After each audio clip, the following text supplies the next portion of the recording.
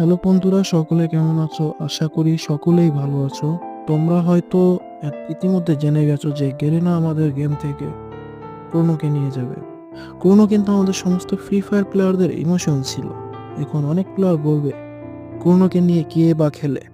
তাহলে আমি বলি, ভাই তুমি হচ্ছে নিউ প্লেয়ার, তুমি কোনো ওল্ড প্লেয়ারকে জিজ্ঞাসা করো যে ফ্রি ফায়ারের মধ্যে সবচেয়ে ভয়ানক ক্যারেক্টারের নাম কি। কেউ বলবে হুকং, কেউ বলবে হরিও, কেউ বলবে সোনিয়া।